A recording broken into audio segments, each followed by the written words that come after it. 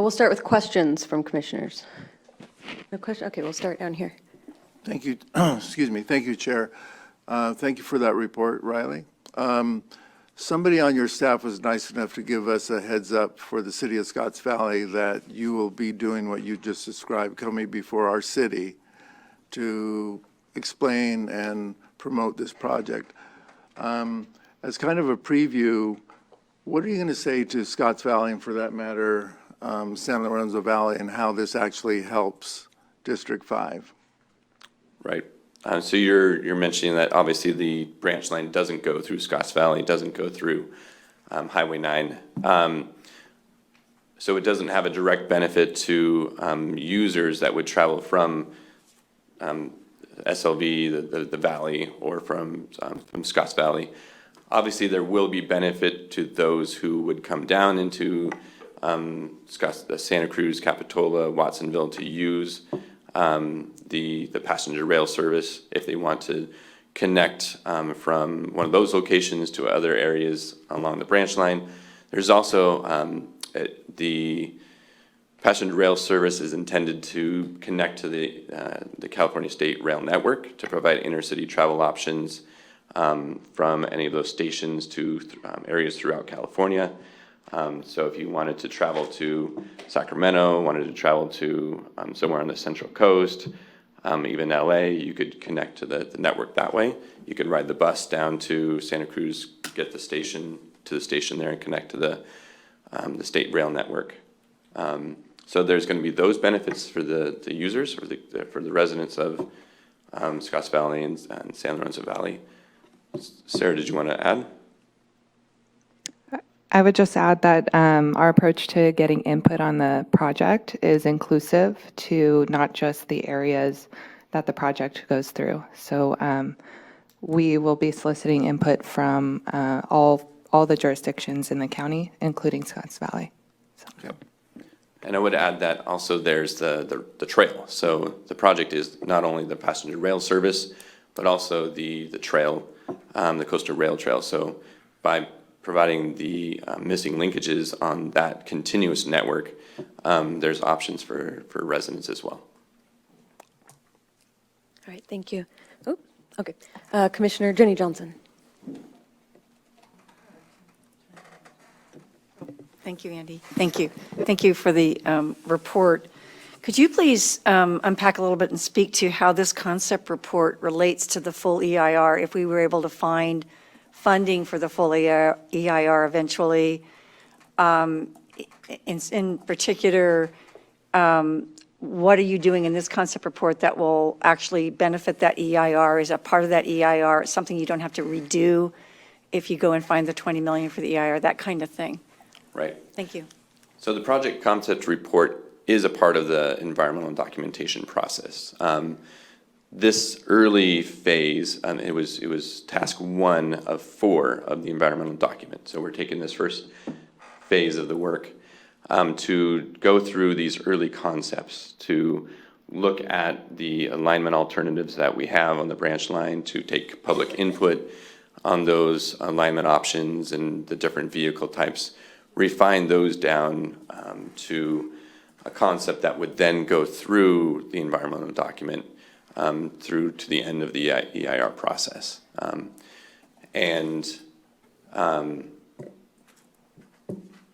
Lost my train of thought there, but did you want to add? It's just we're doing a little bit of legwork early to better scope the project from an operational and infrastructure standpoint, and that's going to give us a really good foot to stand on, when we fully fund and move into the EIR preparation.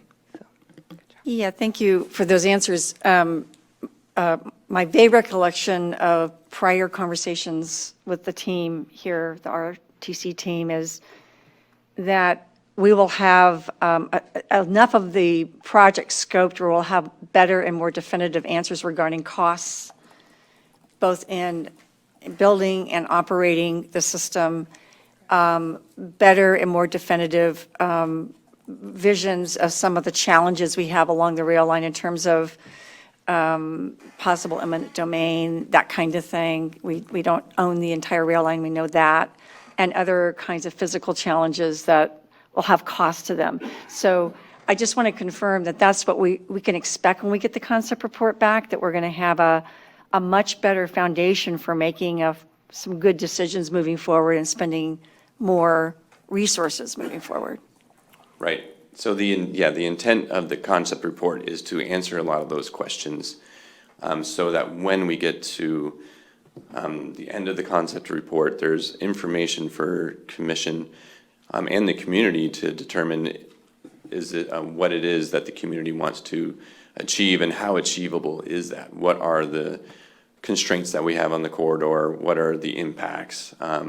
What are the the holdups to moving the project forward? Obviously, it's not going to address all of them because that's what the environmental document phase does, but it gives us a lot better idea of what it is that we're going to be looking at, so that as we step into the environmental documentation, we are much more aware.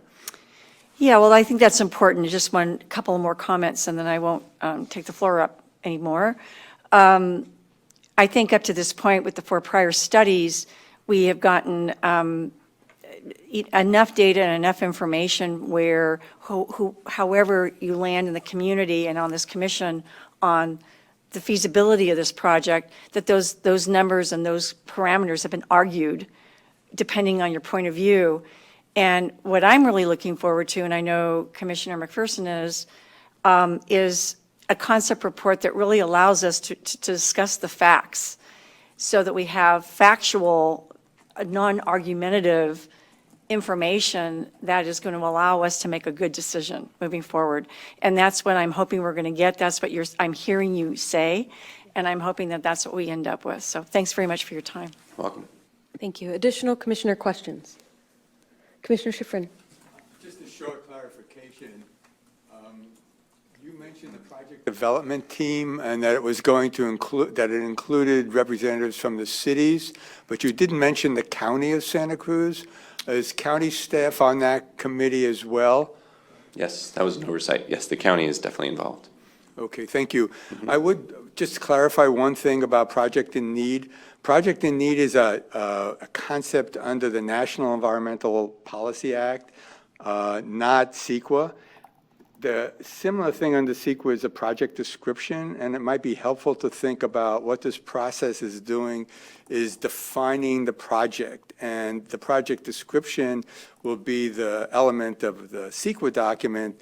The purpose and need will be the first element of any NEPA document. So the concept, the words can be a little confusing, but I think that we tend to be more familiar with the CEQA words. And I think thinking of what this whole process is doing is really sort of expanding on the definition of a project description to look at not just what the project is in terms of what it's, then can look at the effects on the environment, but what the cost and feasibility issues are as well. Thank you. Yes, go ahead. All right, thank you. Thank you, Mr. Gerbrandt, for the presentation. It's definitely a beautiful vision that's laid out in the initial statement that you shared with us and the presentation that you shared, and of course the much work that this commission has done before. I think we have to keep in mind that in general people choose how they're going to get from point A to point B based on one of 3 things. What's going to get me there the fastest, what's going to get me there the cheapest, or what's going to be the most convenient. And I see some initial effort to outline that in this purpose statement. I think what I would like to see ultimately, either directly in this statement or the question part of what I'm getting at here is it going to be defined somewhere else in the document?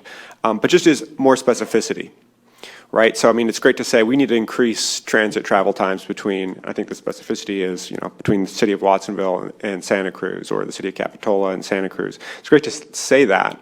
What are the transit travel times now, right? I mean, I look at my phone, it says I can get from here to 701 Ocean Street in 1 hour and 15 minutes.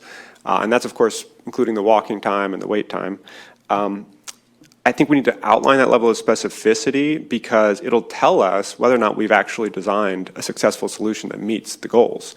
If the travel time on the train is going to be 1 hour and 30 minutes, well, we haven't actually improved transit travel times. If I can currently get there on the bus in 1 hour and 15. Same thing with cost. I mean, I think it was good to mention that in the document that we ultimately want to reduce the cost burden for households of transportation. It'd be good to understand, well, what is the average cost people are paying now? And are we actually going to be able to reduce those? So, you know, again, we have to design a successful solution. If someone is only, or a household's only paying $250 per month to maintain an extra vehicle, but it's going to cost $300 for someone to ride the train every day to their work, then we haven't designed a successful solution. So that level of specificity is going to be necessary to make sure that when we have something, we know it's actually going to be of value to the community. And I think it'll also be necessary to have that level of specificity because ultimately, if this work is successful, we're going to have to turn it into a marketing campaign to get the community to back some kind of funding measure to pay for it. And the more we can say, you know, hey, this is going to knock 30 minutes off your daily commute, or it's going to save you on average $100 a month on transportation costs, those would all be great selling points, assuming we can achieve them. So, thank you. Thank you. Thank you. Yes, please. That report was very helpful. I have 2 questions. Can you hear me? Now we can. That wasn't one of my questions. My first question is, the title still includes the word rail. Does that preclude us from discovering other kinds of ZEV and whether or not they'd be applicable for the project? What's ZEV? Zero emission vehicles. I don't know the answer to that question. I would say that at this point, we're moving forward with the concept report building off of the transit corridor alternatives analysis, and I would, the transit corridor alternatives analysis looked at different modes. That was really the purpose of that. And so we're moving forward with the locally preferred alternative from that planning effort, which is. So I understand rail. it's locally Correct. preferred, but going back to Supervisor Koenig, we got to ground it in reality. And if we're going to invite flyways here to present to us, is it going to be a waste of time, or are they going to be coming to an audience that's willing to integrate their information into our future solutions?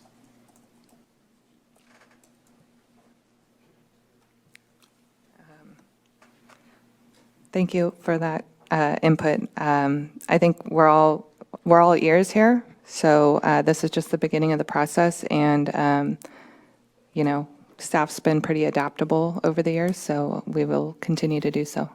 And then, so my second question, the word constraint appeared on slide 2, and it never appeared again. And so in the public forum and other conversations, is the word constraint going to come up? Because what we've seen in the time I've been on the RTC, people get very excited, like my kids before Christmas when they generate their Christmas list. But then we sit down with them and say, hey, mom and dad have a budget, the Christmas list shrinks. So will the word constraint be part of the public dialogue as we go forward? The constraints of the branch line? In your second slide, you articulated in the purpose, amongst the goals were understand the constraints. Correct. Will that word be reappearing as we engage the public? For sure, yeah, there's constraints on the corridor, there's constraints on the project. We are going to be discussing that with the community and receiving input. And I don't want to be difficult, but getting everyone excited about a blue sky, infinite budget project isn't going to do any of us any good.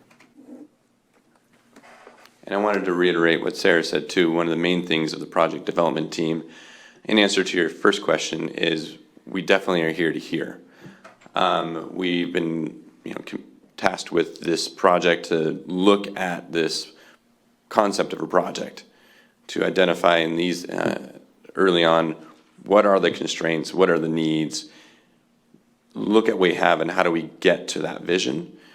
That will, probably change over the course of the project as we encounter those constraints and difficulties, and we'll work together with the commission and with the community members to work through that to get to something that the community supports and the commission supports. Appreciate it, and I'm really looking forward to this process. Commissioner Rutkin.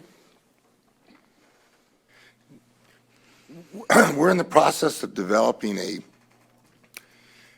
alternative that will make it easier to get around the county and all the other benefits that Armando Koenig talked about. It's possible that we'll get pretty far into this process and discover either it's too expensive or it doesn't provide the benefits, or that Glideways has a better alternative that'll throw two-thirds of what we've done out and wonder why we were doing it. But I think this commission made the right decision to proceed in studying rail as an option, figuring out where the sidings have to go, where the stations are going to happen, how does the train have to be realigned, what will that cost in the way of procuring additional right-of-way if we need it, and proceed on that path in the hopes that we're not just, doing something totally silly. I mean, it makes sense to move in this direction. Something could certainly come along that would persuade us that this has not been the best way to go, and that we really should have been looking at, and I don't think, the Glideways proposal it's not exactly rail it runs on, but it's kind of like rail. It's a fixed route, let's say, system, but it's more like hangs from stuff, or it runs on the side of something. But I don't think we have any choice but to proceed in seriously studying this and getting what Jenny was talking about as far as options. What will the costs be? What are the constraints, as Robert's talking about them? Those are critical things to find out. And people are, I think, appropriately, some of them skeptical about whether this is all going to work out. Some of us are excited.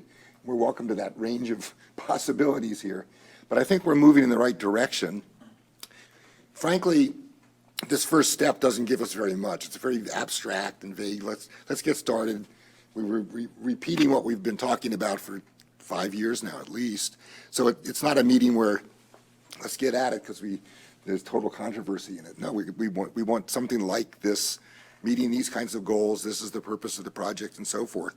So if we're sitting here thinking this first step is going to clarify all these things, no, it's not. It's the first step of defining what we're up to. The later steps get very real when you start to figure out, well, where would the sidings go, and do we have the right of way, or what would we have to knock out of the way to make the 3 sidings for a two-way traffic thing to work? There's a lot of stuff ahead of us. But I think we're on the right path to study that and get some real answers that allow reasonable people to say, no, it's too expensive, or no, it's expensive, but we can make it happen, and et cetera. Yeah, and we'll definitely be engaging with your commission as those nuts and bolts come through, and we get to talk about those specific things. So we'll be coming to you guys frequently to present those to you and get your input and feedback. Thank you. Any other commissioner questions? I just have a couple brief questions. So the first is, your slide mentioned in your next steps that the draft concept report and next steps for project development would be expected in winter 25. I'm assuming that's like January of 25, not December of 25. Is that correct?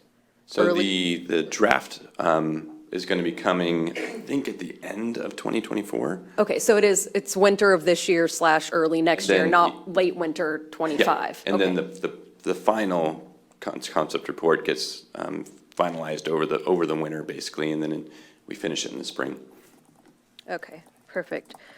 Okay, I think that was the main question I had, just to make sure that everyone knows when to expect that project concept report coming, although I do want to, stress, of course, Glideways is welcome to come present, and I think it's important for us as a commission to receive information on emerging technologies. This project update is on the passenger rail and trail project, and so the idea, I would caution us from assuming that we can turn the passenger rail and trail project into a different project, because in that case, it's a different project. We'd have a different report. So the idea of putting alternatives within the rail and trail project report doesn't make sense to me. And as Ms. Christensen mentioned, that alternatives analysis was already done. So any other options for us as a county, I think certainly we should know about, not necessarily alternatives, but all of our options. But I do think that it's important for us to realize that this is a report on this specific project, and that's what we are considering. If there's no additional questions, then we will open it up to public comment at this Great. time. Thank you.